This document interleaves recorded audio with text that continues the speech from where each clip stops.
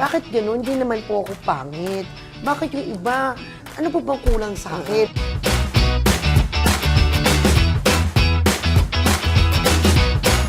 Binigyan ka na ng sing-sing, tapos kung hindi pa ako ready magpakasal, binuntisan na agad po.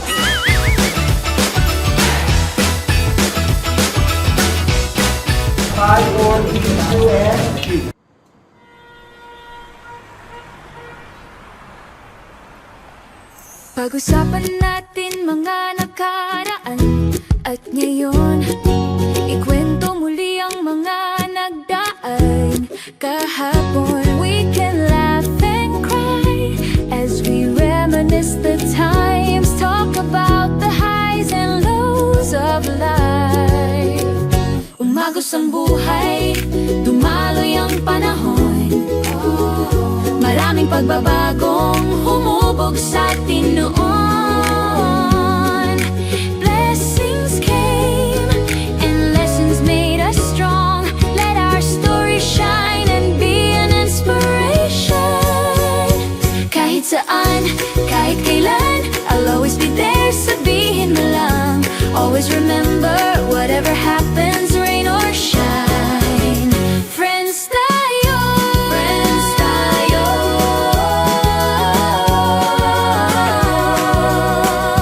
Rain or shine, friends tayo. Hi friends! Welcome to the Snooki Serna channel.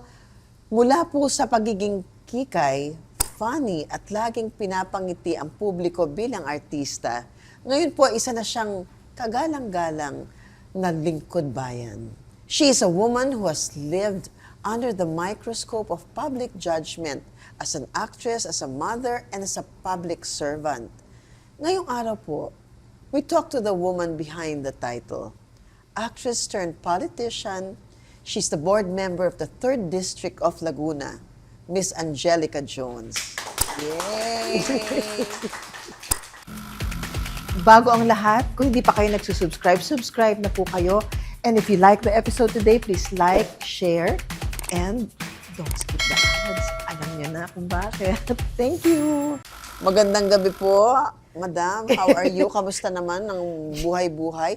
Nabalitaan ko, Ma'am, na sa sobrang sipag mo, nagkasakit ka ata ng trangkaso ba? Kagagaling mo lang daw. Yes. Magandang gabi, Ate Snooki. Hi, Medyo Bukal. ano naman ako, na-amaze naman ako sa iyong yung bedroom voice mo. Na parang anghel na bumaba sa lupa. But anyway, sa magandang gabi, Ate Snooki. And yes po, and good evening everyone sa mga nanonood po dito po sa YouTube channel ni Ate Snooki Serna. Ay, thank you. At karangalan ko na maging guest ako dito sa inyong Salamat show. for Yes po, totoo saying po. yes. Kasakit po ko after birthday ko kasi last December kasi umikot po ko sa 3rd District sa Pitong Bayan. Dire-diretso yung ikot ko. Lahat ng activities, pamaskong handog, pinuntahan ko. And then, pagdating ng January, nagkaroon kasi ako ng free pneumonia vaccine sa lahat ng senior citizen, medical caravan. And ito yung first time in history na nung birthday ko, nagkaroon ako ng programang for livelihood kung saan akong SP chairperson ng livelihood. Nung birthday ko, ang ginawa ko is, abilidad mo, aasenso ka para sa pangkabuhayan ng bawat pamilya ng ikatlong distrito. Congratulations, Bukal. Which is, this is a partner with Governor Sol Aragones. Nagkaroon kami ng job fair, nagkaroon po kami ng livelihood training, Office of Peso, and livelihood office. Wow. And nang ginawa ko po, yung jobs fair and livelihood training, naisip ko po na magkaroon ng pangkabuhayan raffle. Kasi napansin ko kasi parang marami nagpaparaffle. So sabi ko, bakit hindi ko na lang gawin is raffle para sa puhunan. Kaya po Ang nagkaroon ganda po. nung naisip mo na yun, Bukal, if I may say so. Opo, kaya po ang ginawa ko yung 2 buwan kong sweldo, ibinili ko talaga ng bawat pamilya, mahalaga food cart, 8 piraso. So, yun yung pwedeng siomay, pares-pares, pwedeng lugawan, sari-sari store. Galing. Meron din po akong batas na ginawa, which is bilang mamabatas ako. Ako po yung author ng ordinance na Livelihood Ordinance for the Province of Laguna na magkaroon ng hanap buhay trabaho ang bawat pamilya sa buong lalawigan ng Laguna at magkaroon ng pasalubong center per district para po kung may online business, kahit nasa bahay sila, meron silang produktong gawin na ilalagay sa pasalubong center. Meron silang kikitain. Ang layo ng narating mo, Bukal. From showbiz to politics, actually public service. You are a true blue public servant sa mga proyektong shinare mo sa akin ngayon. Talaga naman I'm so proud of you, Bukal. Thank you, ate. Ano ang pakiramdam ngayon na dati magkasama lang tayo sa La Vendetta. Ngayon public servant ka na, you are a public servant. Anong pakiramdam, Bukal? Ate, unang-una, nagpapasalamat ako. And actually, tagal ko na rin sa politika. I started at age 25 years old, That was 2010. Pabalik na ilang years na akong board member. And then, malaking utang na loob ko sa showbiz. Dahil hindi naman ako magiging politiko kung hindi ako nagsimula sa showbiz. Kasi parang nakatulong din naman yun sa exposure, sa mileage, sa Yes recall. po. Yung pagiging public servant, may mission ako. May plano si Lord eh. Totoo Basta yun. ako sinusunod ko lang yung plano ni Lord. Hindi ako matigas ang ulo. Kung anong gusto ni Lord, ngayon plano ko sana mag-retire na sa politika, tagal ko na sa board member. Pero pinabalik ako ni Lord dito eh. Parang merong calling na bumalik ako. Bakit mo pinasok ang showbiz? Kaya ako pinasok ang showbiz, honestly, gusto ko makatulong sa family ko. Gusto ko maibangon yung pamilya ko. Gusto ko maabot yung pangarap ko. Kaya nga nung nagsimula ako sa DATS Entertainment, Sa DATS nagsimula rin ako sa Entertainment nga pala Itbulaga. si Bukal. Nagsasayaw ako noon. Sa Itbulaga? Yes po. Doon ako unang sumayaw. Tapos sa DATS Entertainment. And before, sayang yung kita eh. Yung panahon ng 5,000 ng Malaki na yun, kabatch ko Bukal. si Mayor Isko Moreno.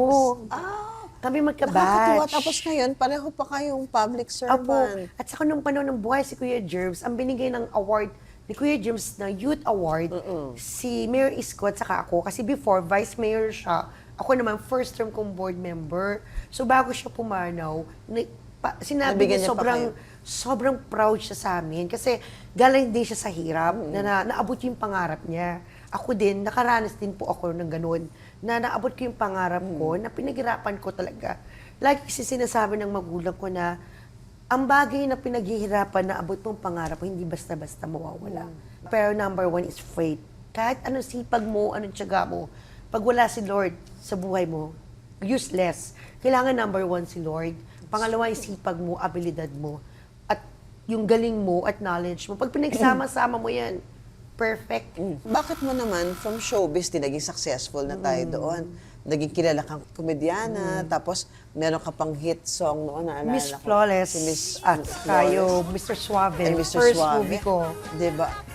Naging, nandun ka sa tugatog ng May career mo. dinasal ako nun, ate. May dasal ako kay Lord. Ano? Sabi ko kay Lord, Lord, paano po ko sisikat? Kailangan ko sumikat para matulungan ko yung mga kapatid ko, makapag-aral, matulungan ko yung family ko. Naiyak na naman ako. Sabi ko, sana Lord, sumikat ako katulad ng nila. And I promise to you, Lord, na pag sumikat ako, I will share my blessing to the less fortunate people. And then, nung sumikat ako bilang artista, Mr. Suave, Miss Flawless, tuwing birthday ko, punta akong Baseco, punta ako sa iba't ibang panig ng bansa, na tumutulong ako kasi yun yung commitment ko kay Lord eh. Pag once na binigay sa'yo, You kailangan will gawin mo. share. Ako kasi yung tao na, Ate Snooki, na pag binigyan ako ni Lord ng blessing, kahit hindi ako yumaman, kahit simpleng buhay, ang mahalaga, kita ni Lord na saan ko dinadala yung pera.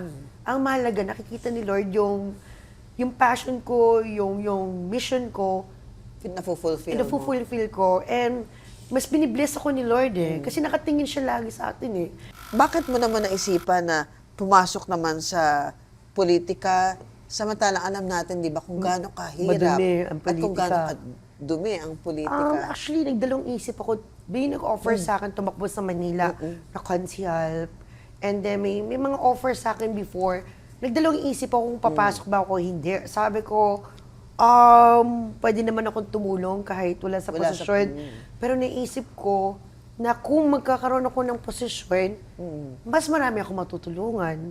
Hindi ko makakalimutan, ate, want to share lang, yung October, na akala ko, What about- katapusan ko na, na-operate ako for angioplasty sa heart procedure Oh, sa my Global goodness. St. Luke's. I didn't So, know that. buti na lang Baka- hindi ako na-bypass. Yun yung isa pa rin yun, nakiusap ako kay Lord. Sabi ko, Lord, parang ang dami kasing pagsubok sa akin. Maraming trials pagdating sa health ko. Parang ini-extend ni Lord. Alam mo yun, kaya ganun ako ka-faithful sa Kanya. Pag nasasaktan, galit, umiyak na lang ako sa Kanya, iniingan na lang. Kaya nga noon that time, nung kasama ko si mama at saka yung anak ko, I read the Bible every Sunday. Yung Bible yung weapon ko. Yung Bible yung parang sandalan ko, sandata ko. Pag hindi ko na kaya, lalagay ko sa dibdib ko, Lord, please heal me. Nung sinabi ng doktor na maging ready si Mama, si Angelo, na baka maging bypass. So, dinadasal namin, wag sana. Kaya sinabi ko kay Lord, nung nagdadasal ako, nasabi ko, nung pasok ng operating room, sabi ko, Lord, wag muna ngayon. Kailangan pa ako ng anak ko. Kasi gusto ko makita pa siya hanggang sa paglaki niya. Ikaw nakilala ka sa funny person, kikay-kikay, makulit ka. Paano yung transformation na Transition. ginawa mo, yung transition? Oo, mahirap Paano- yun. Oo nga, paano mo Alam mo nagawa ginawa? yung ano na yun? Oo, yung nag-transform ka from showbiz to public servant, paano mo nakuha yung tiwala ng publiko, ng mga constituents mo? ang ginawa ko that time na yun, nung nanalo akong board member, actually, nung nanalo akong board member, may offer sa akin ng Jimmy 7 noon. Kaya sabi ko, pag ako'y nanalong bukal, ibig sabihin, dito ako sa public service. Pag natalo ako, Sa showbiz? sa showbiz talaga ako. Ang ginawa ko po atin, nung first term ko board member na nanalo, hindi mo na ako lumabas sa TV. 1 year. Parang makalimutan nila yung image mo na Yes, artista, yes. parang gano'n. Hindi mo na ako lumabas. Ang ginawa ko, every week, every month, medical mission, feeding program, mga activities, program, para tumatak sa tao na hindi ako lumalabas sa TV, pero nandun ako, tumutulong kahit wala sa posisyon. May mga ibang tao, di ba, na may duda pa rin sa kakayanan mo. How did you feel when people doubted kung totoo nga ba seryoso ka at kaya mo ba talaga maging public servant? Nasaktan ka ba nun, Bokal? Para Nasaktan malid ka na ako ba? masaktan, ate. Hindi, ang ginagawa kong motivation, pag once nasaktan ako, or in-underestimate ako, may nanlalait sa akin, ginagawa kong motivation na mas lalo kong gagalingan, mas lalo kong pagbubutihin. Tama. Alam mo, may nambas sa akin, nanlait sa akin sa Facebook, or something, may nanghusga sa akin. Nagiging motivation yun, na parang, Nagiging okay, challenge and motivation parang sa'yo. challenge at ate, tama po. Challenge na sandali, mag-aaral muna ako, gagawa akong programa, gagawa ako ng legacy. Programa hindi ko kailangan ipagyabang, tahimik lang. Action speaks louder than words. Tama. Hanggang sa binigyan ako ng award ng panahon ni Pangulong Pinoy, Most Outstanding What is Board this? Member. Wow, 2 congratulations medals and naman. 1 So proud of you. plaque award. So, ang dami ko po talagang award. Actually, nandito po yung mga award. Oo nga, ko. nakikita ko sa likod. Yan, oh, mga ang outstanding daming board mga member, plaque of recognition. presidential awardee. So, yung award na yun po yung aking legacy at yun na po yung aking, kumbaga, reward kay Lord. Ngayon, Doon kailan sa mo aking naman buhay. nasabi, Bokal, sa sarili mo na, ako, hindi na acting to ha. Totoo na to. Seryosohan na itong ginagawa. Hindi na ako nag-e-emote dito. Hindi ito pakitang tao. Hindi ito Hindi fake. po. Trabaho na talaga itong ginagawa ko at matinong trabaho. As long na kung ano yung nararamdaman ko, yun ang ginagawa ko, ate. As long na dito ako masaya. Kasi kita naman ni Lord, nakatingin si Lord eh. Pag may nagsalita sa yung thank you, parang Iba. iba feeling eh. Parang fulfilling talaga. Yes Fulfilled po. ka. Masaya na ako. Parang mababaw lang kalagayan ko. Ito, Bokal, napausapan ang fulfilled ka sa iyong political career. Pupunta naman tayo sa iyong buhay. Tadadadadan. Kamusta naman ang iyong buhay pag-ibig, Bokal? Ay, Aray wala ko. formality. Pasensya na po. Formality. Kamusta na nga ba ho ang buhay pag-ibig ninyo, Bokal? Actually, sa totoo lang, matagal na po akong single. 6 years. Oh, 6 years okay. akong single. And may mga nagpapahaging, may nag-i-invite, may nagpaparamdam. Kaya lang po, and yun nga, October nga sabi ko, yun nga, inuna ko muna yung health ko noong October. Which is tama lang. Tapos let's wait and see kung sabi ko nga, true. katulad ng sinabi ko ate na, There's no dati rush. kasi, sabi ng anak ko, sabi ng anak ko, maming daming pumuporma sa'yo, nanliligaw sa'yo, hindi ka naman nakikipag-date. Paano ka magkaka-love life? Totoo yun ate, may mga nag-invite, nagpumuporma, kaya lang, hindi talaga, wala pa akong dinidate in 6 years. Di sa past relationship ko kasi before, ang natutunan ko sa akin alay ko pinipili yung mas mahal ko kasi mahal ako. Kaya lagi ako nasasaktan. Kaya ako laging failure, batigas ang ulo ko. Inaamin ko na tinatanong ko si Lord, Lord, bakit gano'n? Hindi naman po ako pangit. Bakit yung iba? Sabi ko, yung iba naman nakakapag-asawa. Bakit ang swerte po nila sa love life? Mabait naman ako, mabuti akong tao, masarap ako magmahal. Ano po bang kulang sa akin? Nagbasa ako ng Bible. Parang frustrated ako sa love life nung nag-iwalay kami ng last ex-boyfriend ko 6 years ago. So, ang basa ko doon sa Bible, ate, share ko lang. Sa mga nakatagpo ng tamang lalaki, kumbaga, submit to yourself, to your husband. So, kailangan doon sumunod ang babae sa asawa. Dahil yun yung tinadhana ng Panginoon. Ang nakalagay doon, at doon sa mga walang asawa pa, mas mabuti pang huwag ka nang mag-asawa para hindi mo maranasan ang hirap ng buhay. So ngayon, nung nabasa ko yun, nakahinga ko ng maluwag. Thank you, Lord. So hindi na ako frustrated. Para ibig sabihin, hayaan ko si Lord ang pumili pa. May nakatandaan na si Lord. Oo, kung merong nakatadhana para sa atin, good. Pero kung wala, hindi naman kawalan. Yes, pero... Diba? pero At kesa naman yun na nga, yung kukuha ka ng taong mas Pupukpok. mahal mo kesa mas mahal Pupukpok ka. mo sa ulo. We have to be wisdomful din. Ipupukpok mo yung bato sa ulo. Yes, kung may parang stress mali ka yun. naman, parang, dati kasi, kaya na, tinatanggal, kasi natutunan ko ate, tinatanggal ni Lord sa iyo yung ayaw ni Yung, Lord sa iyo. yung hindi Kahit tama. mahal na mahal mo, pero tinatanggal ni Lord kasi hindi siya Mahal ka niya. hindi yun para sa iyo, Hindi makakabuti sa'yo. Hindi yun ang gusto ni Lord sa iyo. So Tama. ako ate, parang nung nagbabasa ako ng Bible ate, dati ang pinasinasagot ko sa dami maliligaw ko, ang dami nagmahal sa akin. Ngayon nangihinayang ako. Kasi ang pinili ko, yung mahal ko. Dapat pala, ang pinili ko, yung mahal na mahal ako. So, yun ang pinakamali kong desisyon na nang ginawa ko sa buhay ko. Pag may lalaking mahal na mahal ka, yun ang dapat mahalin mo. Hindi lang yung ikaw yung nagmamahal lang bago ka mahalin. Ops.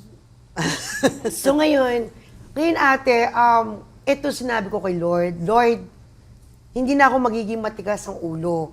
But from now on, makikinig na ako sa'yo. Ikaw na ang pumiling lalaking para sa akin. At kung sino lalaking magmamahal sa akin ng tapat at nakatadhana sa akin at yung kagustuhan ni Lord, yun ang mamahalin ko at yun ang pipiliin ko. At darating yun. Pero ang maganda naman yan, Bokal, even if hindi kayo nagkatuluyan, alam naman natin more or less yung nangyari nung nakaraan, that you had a relationship, nagkaroon kayo ng, nagbunga yung inyong relationship. Sa past love mo yon, nakabuo ko naman kayo ng isang napakagwapong anak. Yes. Actually, ate, kukwento yung father ng anak ko is noong 2013 yon. 2 months lang kami naghiwalay. Yun yung nag-propose ng kasal sa akin. Kasi napakaseloso po that time. Public konsehal siya before, ako board member. Masyado ako nabigla ate kasi parang na love at first sight. Parang nakita lang kasal na agad. Parang Medyo nabigla ka sa nabigla mga ako. Parang nakaka-overwhelm. Na-overwhelm Na parang binigyan ka na ng sing-sing. Tapos nung hindi pa ako ready magpakasal, binuntisan na agad ako. So sigurista, he's a doktor. Pero hindi ako galit sa kanya kasi gusto ko talaga magkaanak. Right. Kasi that time, 30 plus na ako. Kasi ang dami, kasi sobrang higpit. Alam mo naman si mama at si papa, sobrang higpit. Pagtulog ko pa lang, nasa show pa lang ako noon, sa GMA, sa ABS. Ang nanay ko lagi ko katabi sa pagtulog. Hindi ako nakakalabas mag-isa. Sobrang higpit Di ba ni mama parang at mami papa. ko din, yung nakakatuwa yung mga mami natin, talaga naman inalagaan tayo na in the best way that they Yes. could, na talagang nakabantay, hindi naman nakabantay, pero nakaalalay sa atin parate. So parang laging overprotective si mama. Si inis ko kay mama sa sobrang higpit. Medyo nagrebelde ka. Hindi ako Hindi nagrebelde. naman. Hindi ako nag-boyfriend. Hindi ka nag-boyfriend. 5 years. For 5 years. Parang binuhos ko yung oras ko sa... Kasi nung nasa showbiz ako, laging nakabantay, ang dami naliligaw sa akin. Tapos di ba nagkahuli kami ng dati kong ex-boyfriend, that time si Bobby, former consular. Gusto na namin magpakasal that time kasi hindi nga natuloy kasi nga bata pa ako. Right. Sobrang overprotective si mama, si papa. Tapos may nag-propose uling kasal sa akin.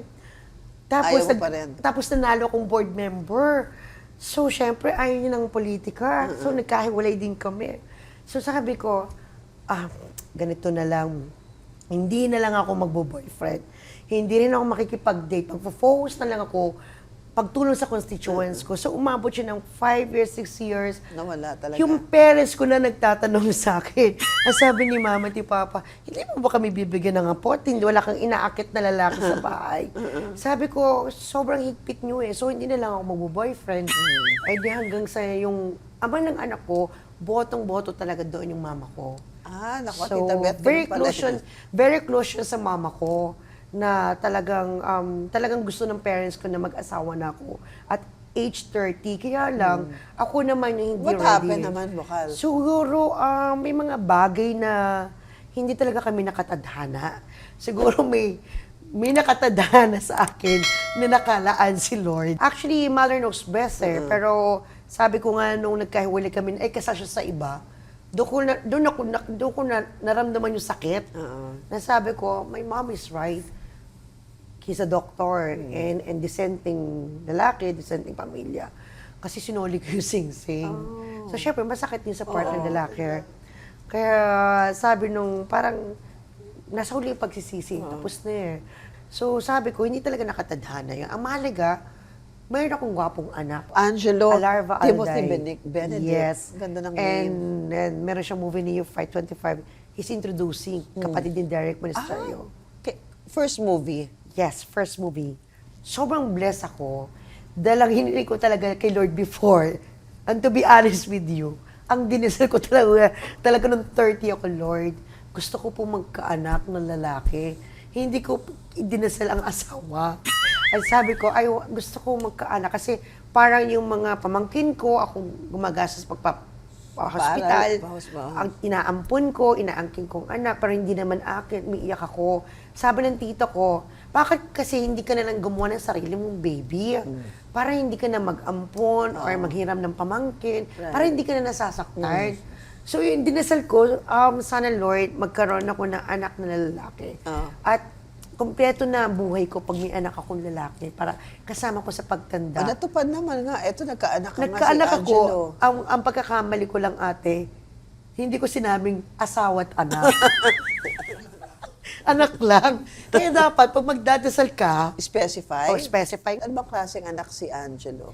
si Angelo, mabait na bata, matalino, mapagmahal, masipag. Nakapagpatawad ka naman na dun sa, syempre let's face it, kahit na sabi natin naging decision mo rin naman na hindi kayo magkatuluyan ni Doc, may hurt feelings ka pa rin sa kanya o wala Before, na? nung completely pinasta nakapagpatawad siya, ka na? Siyempre, masakit yun. Oo.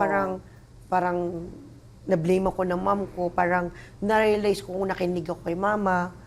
Ito yung natutunan ko. Kasi that time, hindi pa namamatay si Papa.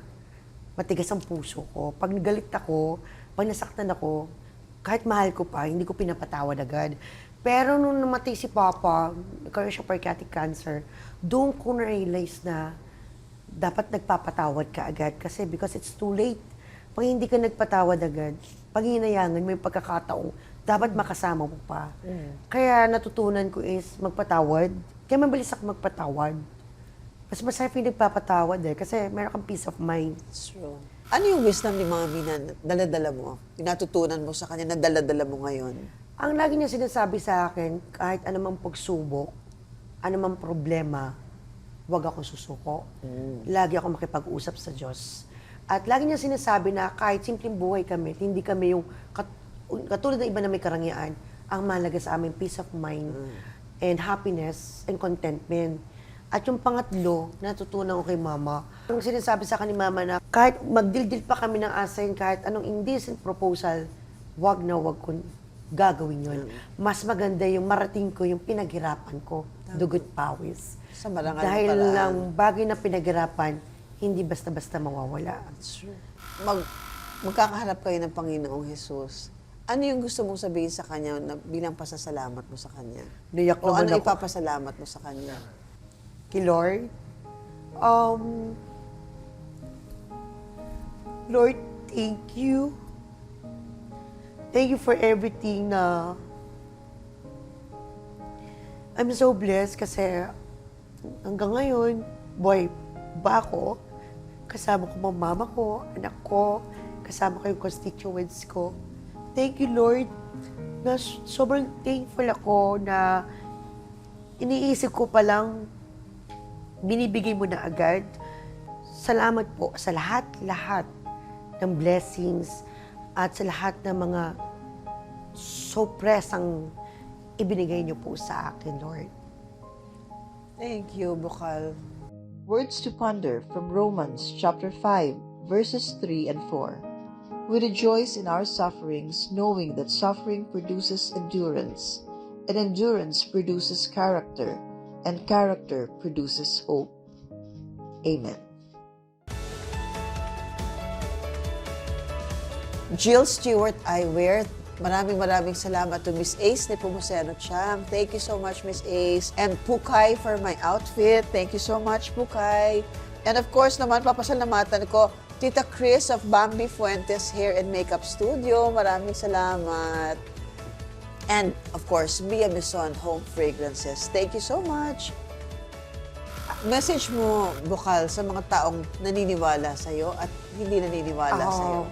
Sa lahat po ng mga naniniwala po sa akin, maraming salamat at pagpalain kayo ng Diyos sa mga taong naniniwala sa akin na patuloy na nagmamahal, sumusuporta sa akin. Mahal ko rin po kayo.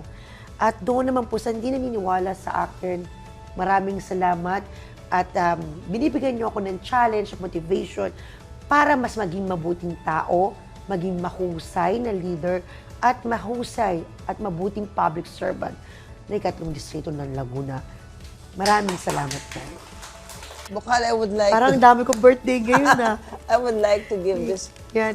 to you. Yan. Beautiful white roses for a beautiful lady like yourself. Thank you. And Bukal, para sa iyo, favorite fragrance ko, favorite home fragrance ko, Mia Mison. Abangan niyo po yung pelikula po namin, Neo Fight 25, for this year, directed by Roman Pinesa ng Black Rider and Lolo. Abangan niyo po yun very Opo. soon. Thank you, Angelica. Nako, grabe to. Asaya ng usapan natin ngayon. Thank you, board member Angelica Jones, for sharing your story. Minsan po ang tunay na lakas ng isang babae ay hindi kung gaano kaingay ang mga nangyayari sa kanyang buhay, kundi kung gaano siya katatag kapag tahimik na ang lahat. And for that, we appreciate Angelica for being strong, forgiving, and loving. Ito po si Snooki Sir na muli po maraming salamat po sa inyong patuloy na suporta at pagmamahal. And remember always that whatever happens, rain or shine, friends po tayo. Thank you and God bless you. Hope to see you soon. Thank you.